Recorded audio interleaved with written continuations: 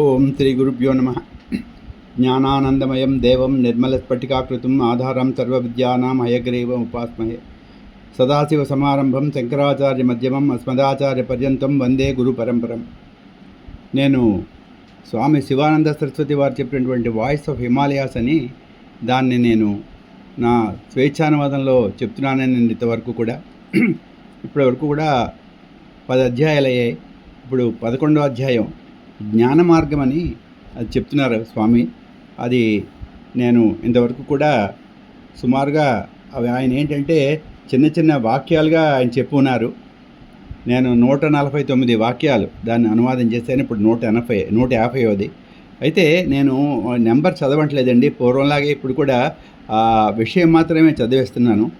అదే స్వామివారు దీంట్లో జ్ఞాన మార్గం గురించి చెప్పున్నారు. ఇదిగోండి చెప్తున్నారు ఆయన. స్వామి అంటారు, నిద్రలో అంతవరకు కన్న కళ మెలకువ రాగానే నిజం కాదని తెలుస్తుంది. మనం నిద్రలో ఉన్నప్పుడు ఆ కళ జరుగుతున్నప్పుడు ఆ రీల్ అలాగా అదొక ప్రపంచంలో నిజంగా అంతా జరిగిపోతుందా. అప్పుడు దూకుతున్నాం అనుకోండి, నూతిలో దూకేస్తున్నాం అనుకోండి, కొండల మీద దూకేస్తున్నాం, పరిగెడుతున్నాం, ఇవన్నీ కూడా నిజంగా జరుగుతున్నట్టుగానే అనిపిస్తుంటాయి. దీనికి మనసు అది దానికన్నిటి కారణం. అయితే ఒకటి ఎప్పుడైతే మెళుకువ వస్తుందనుకోండి, అప్పుడు అది అంతా కూడా నిజం కాదు అని తెలుస్తుందన్నమాట. అలాగే బ్రహ్మజ్ఞానం పొందిన తర్వాత ఈ నడిచే ప్రపంచం అంతా కూడా ఒక కళలా మనకు అనిపిస్తుంది అనమాట. అప్పుడు నిజం అంటే ఇదంతా కూడా మిథ్య అనమాట. ఇదంతా కూడా మాయా ప్రపంచం, మిథ్య, ఏమీ లేదు, అసలు వన్నెస్ ఉన్నది, అదొక్కటే ఆత్మ, తక్కినవన్నీ కూడా ఇంకేమీ లేవు, మిథ్య అనేసి చెప్తుంది మనకు. వివేకం, వైరాగ్యం అవి కలిగిన తర్వాత అవి ఆ కళ. తర్వాత ఆయన చెప్తున్నారు, ఈ ప్రపంచం అంతా అబద్ధం, బ్రహ్మం ఒకటే సత్యం, నిజమైనది. అది సత్యం అంటేనే ఆత్మ, అది తక్కినవన్నీ కూడా అబద్ధం అని చెప్తున్నారు ఆయన. మన మానసిక ప్రపంచం అంతా వస్తు సంబంధమైనది, ఇది నిజమైనది కాదు. ఇక్కడ అసలైన నిజమైన విషయం ఆత్మ మాత్రమే. ఇప్పుడు మనసులో ఆలోచిస్తున్నప్పుడు మనసు ఏమిటి? కార్లు, మేడలు, ఇళ్ళు, భార్య, ధనం, ఇవన్నీ కూడా ఆలోచిస్తూ ఉంటుంది. ఇక్కడికి వెళ్దాం, అక్కడికి వెళ్దాం, ఈ సెలవు వస్తే ఏం చేద్దామని. ఏమండి, అయితే ఇవన్నీ కూడా అబద్ధం అంటున్నారు, ఇవేం కాదు. ఇక్కడ ఉన్నది ఏంటంటే ఆధ్యాత్మిక ప్రపంచంలో ఆలోచిస్తే నిజమైంది ఆత్మ ఒక్కటే. తర్వాత చెప్తున్నారు ఆయన, అసలు ఈ ప్రపంచం అంటే ఏమిటో, అది ఎలా ఉద్భవించింది అనే విషయాలు ఆత్మజ్ఞానం వల్ల మాత్రమే తెలుస్తాయి. ఈ సృష్టి రహస్యం ఒక ఆత్మజ్ఞానం వల్ల మాత్రమే తెలుస్తుందని చెప్తున్నారు స్వామీజీ. అన్ని చైతన్య వస్తువులకు మూలకారకుడిని తెలుసుకో. ఈ శబ్దాలకు, అభిరుచులకు, ఇంద్రియాలకు అన్నిటికీ కారణమైనటువంటి దానిని తెలుసుకో.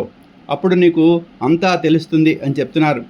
అది మన మనసు అంటే ఏమిటి, ఈ చైతన్య వస్తువులు ఏమిటి, చైతన్యం కాని వస్తువులు ఏంటి, ఈ చైతన్యం ఈ వస్తువులకి ఎలా వస్తుంది, ఇవన్నీ కూడా మనం తెలుసుకోవాలంటే ఈ ఆధ్యాత్మిక బ్రహ్మజ్ఞానం పొందాలి. ఎవరికైతే ఆత్మజ్ఞానం ఉంటుందో వారు బ్రహ్మజ్ఞానం అవుతారు. ఆత్మజ్ఞానం ఉంటే, అది లేకపోతే మృగప్రాయులు అవుతారని చెప్తున్నారు స్వామీజీ. ఆత్మజ్ఞానం లేకపోతే చూడండి, అదే చెప్తారు మనం వాళ్ళు, విద్య లేనివాడు వింత పశువు అని.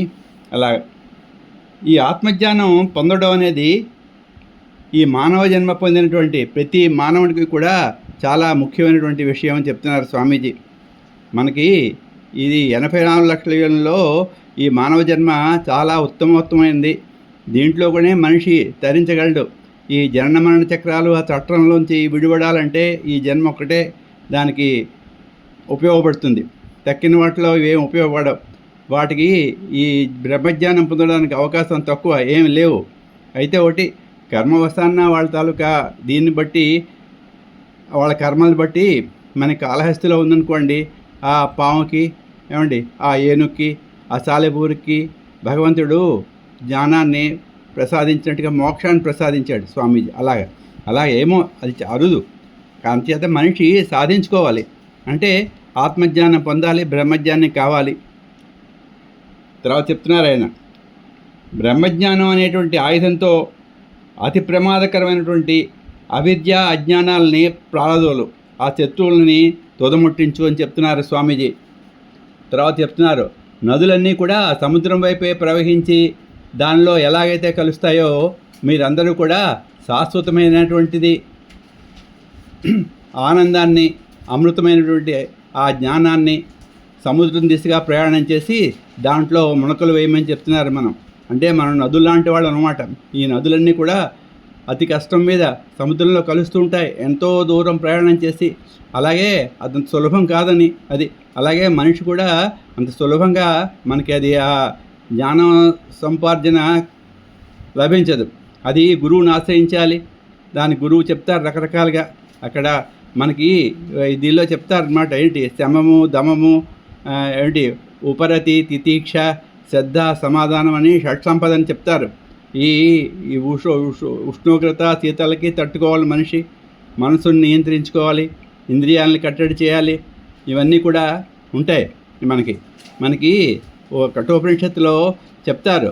ఏమిటంటే ఈ శరీరం ఏంటువంటిదిట మనసుట. ఆ మనసు ఈ శరీరం అనేది ఏంటంటే ఒక రథం. ఆ రథంలో అధిష్టానం ఎవరు? ఆత్మ కూర్చుంటుంది. ఇంద్రియాలు అనేటువంటి గుర్రాలు. ఈ మరి రథసారథి ఎవడంటే బుద్ధి అనే దాంతో మనసదే కళ్ళెం. ఆ కళ్ళాన్ని, ఆ బుద్ధి అనేది జాగ్రత్తగా పట్టుకుని గుర్రాలని సరైనటువంటి మార్గంలో నడిపిస్తే ఆ గమ్యం చేరుతాం. అలాగా చెప్తారన్నమాట మనకి. ఈ మనసు, బుద్ధి, ఇంద్రియాలు, శరీరం ఏమండి ఆ రథంలో ఉన్నది ఎవరంటే ఆత్మ. అది పరమాత్మ అన్నమాట. సరే, తర్వాత అయింది కదండి. తర్వాత చెప్తున్నారు, మనం ఎవరైతే ఈ జ్ఞాన మార్గంలో కొనసాగాలి అని అనుకుంటున్నారో వారు ముఖ్యంగా వివేకాన్ని కలిగి ఉండాలి. వివేకం వస్తే వైరాగ్యం వస్తుంది. వివేకం అంటే ఏమిటంటే నిత్య వస్తువు వివేచన అనమాట. అంటే ఏ వస్తువు శాశ్వతంగా ఉంటుంది, ఏది ఉండదు. ఏమండి అసలు కంటికి కనిపించేదంతా కూడా నాశనం అయిపోతుందని చెప్తుంది ఉపనిషత్తులు. అంచేత దృశ్యం నశ్యం అంటారు. అంచేత ఏంటంటే అన్నీ కంటికి కనిపిస్తున్నాయి. కనిపించింది ఏదైతే ఉంది అది మన లోపలనే ఉంది. ఆ లోపల మన దగ్గర అట్టే పెట్టుకున్నాం. ఒక వస్తువు ఉంటుంది, అది పక్కనే ఉంటుంది, చుట్టూ వెతుకుతూ ఉంటాం మనం, ఎక్కడికో ఇంకో గదుల్లోకి వెళ్ళి. అది అలా కాకుండా మనలోనే ఉంది ఆత్మ. దాన్ని మనం కనిపెట్టాలి అంటే వివేకం కావాలి. వివేకం వల్ల ఏమొస్తుంది? వైరాగ్యం వస్తుంది. అంటే ఏమిటి? వివేకం వల్ల ఏంటంటే నిత్య వస్తువు వివేచన ఎప్పుడైతే కలుగుతుందో ఈ ప్రపంచంలో ఈ కార్లు, మేడలు, భార్య, పిల్లలు, ధనం ఇవన్నీ కూడా అశాశ్వతం అని తెలుస్తుంది. అప్పుడు ఈ శరీరం మీద కూడా మమకారం పోతుంది. అప్పుడు ఏమవుతుంది? ఇప్పుడు వైరాగ్యం వస్తుంది. అది వివేకం అంటే వస్తు నిర్ణయం. వివేకం, వైరాగ్యం, షట్సంపద, ముముక్షత్వం వీటిని సాధనా చతుష్టయం అంటారు. మనకి సాధనా చతుష్టయం అని ఈ వివేకాన్ని, వైరాగ్యాన్ని, షట్సంపద ఇప్పుడు నేను చెప్పాను కదండి. శమము, దమము, తితీక్ష, ఉపరతి, శ్రద్ధ, సమాధానం అని ఇవి 6 ఉంటాయి. ఏమండి వీటిని తీవ్ర ముముక్షత్వం అంటే మోక్షం కావాలనేటువంటి తీవ్రమైన కోరిక. ఇవి 4 కూడా ఈ సాధనా చతుష్టయం అంటారు. ప్రతి సాధకుడు జ్ఞానం పొందిన తర్వాత సూక్ష్మ శరీరం, విషయం, పదార్థం, దైవ సంబంధమైన శక్తి, ఆత్మ మొదలగు వాటి తలక భేదాలు ఇవన్నీ కూడా తప్పనిసరిగా తెలుసుకోవాలంటే గురువుని ఆశ్రయించాలి. ఆధ్యాత్మిక గ్రంథాలు చదవాలి. వివేక్ చూడమని అలాంటివి, ఆత్మబోధ అలాంటి గ్రంథాలు చదవాలి. గురువు దగ్గరికి నేర్చుకోవాలి. ఇప్పుడు అవన్నీ కూడా సంస్కృతంలో ఉంటాయి. అవి సంస్కృత భాష రాదు, నాకు రాదు. అయితే వాటికి సంబంధించినవి తెలుగులో చాలా మటుకు అనువాదాలు వచ్చాయి. అవన్నీ మనం చదువుకోవాలి. వాటిలో సంశయం వస్తే గురువుల దగ్గరికి వెళ్ళి అడుగుతూ ఉండాలి. ఇవన్నీ చేయాలండి. మనకు ముందుగా విచక్షణ జ్ఞానం ఉదయించాలి. ఈ ప్రపంచం అంటే ఏమిటి అనేదాన్ని తెలుసుకోవాలి అనేటువంటి తీవ్రమైనటువంటి కాంక్ష మనకు ఉండాలి. ఈ 2 విషయాలు కూడా ఆధ్యాత్మిక మార్గంలో పరిపూర్ణత మనకి లభించేటట్టుగా చేస్తాయి ఈ సాధకుడికి. ఇవి ఉండవలసినటువంటి లక్షణాలు. ఇవి ఉంటే మనకి పరిపూర్ణత లభిస్తుంది. అంటే అన్నీ తెలుస్తాయన్నమాట. అది ఆధ్యాత్మిక. తర్వాత చెప్తున్నారు ఆయన, విచక్షణ, వివేకం అనేది సాధకుని ప్రలోభాలు, కోరికలు వాటి నుంచి కూడా రక్షిస్తుంది అంటున్నారు. ఎప్పుడైతే వివేకం, వైరాగ్యం, విచక్షణ ఉంటాయో మనకి ప్రలోభాలు ఏమిటి, వాటికి లోనవ్వం. మనం లోనవ్వం ఆ కోరికలు వాటి ఎడల. అది సత్యాన్ని గ్రహించడానికి ముఖ్యంగా చూచేవాడు, చూసినది మధ్య ఉన్నటువంటి భేదాన్ని వివేకంతో గుర్తించాలి. అంటే ఆ చూచేవాడిని, అంటే ఆ భగవంతుడిని, చూసేది జీవుడు, అదే చూసేవాడు మనం, భగవంతుడు వాడు. అది జ్ఞానం ద్వారా లేదా యోగం ద్వారా ఇది గుర్తించాలి. ఇది జ్ఞానం ద్వారా, యోగం ద్వారా. యోగి కూడా భగవద్గీతలో యోగి కూడా చాలా గొప్పవాడని చెప్పేసి శ్రీకృష్ణ పరమాత్మ చెప్పి ఉన్నారు ఓ చోట అర్జునుడితోటి. తర్వాత చెప్తున్నారన్నమాట, వివేకంతో సత్యం అసత్యాలను తెలుసుకో, నీ ఆధ్యాత్మిక వారసత్వాన్ని పొందు అంటున్నారు. మనకేంటంటే అసలు మనిషి పుట్టినందుకు ఏంటంటే మనిషి జన్మలో మనం ఆధ్యాత్మిక దీనిగా వెళ్ళాలి. అది ఏమండి, మనకి ఆశ్రమ ధర్మాలు చెప్తారు.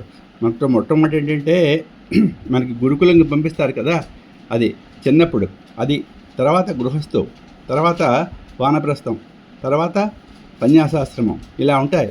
మొట్టమొదటి బ్రహ్మచర్యం అనమాట. బ్రహ్మచర్యంలో పూర్వం ఉండేవి అవన్నీ కూడా, అంటే ఇవన్నీ లుప్తం అయిపోయాయి. ఇప్పుడు గురుకులాలంటే ఇప్పుడు పూర్వం చెప్పేవారు, గురుకులాలంటే ఒక బ్రాహ్మడే ఏదో వేదం వెళ్ళి చదువుకోవడం అని కాదు.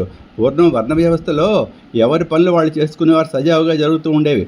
దాంట్లో కుమ్మరి, కమ్మరి, శిల్పశాస్త్రం, వడ్రంగి, కంసాలి, తర్వాత చేనేత, ఇవన్నీ వీళ్ళందరికీ గురువులు ఉండేవారు. అందుకే అప్పట్లో ఉన్నటువంటి ఈ దేవాలయాలు కానివ్వండి, అప్పటి నిర్మాణాలు కానివ్వండి, అప్పటికి తయారు చేసినటువంటి ఘటాలు, వస్తువులు కానివ్వండి, ఇవన్నీ కూడా చాలా అపురూపంగా, అద్భుతంగా మనకి కనిపిస్తూ ఉంటాయి.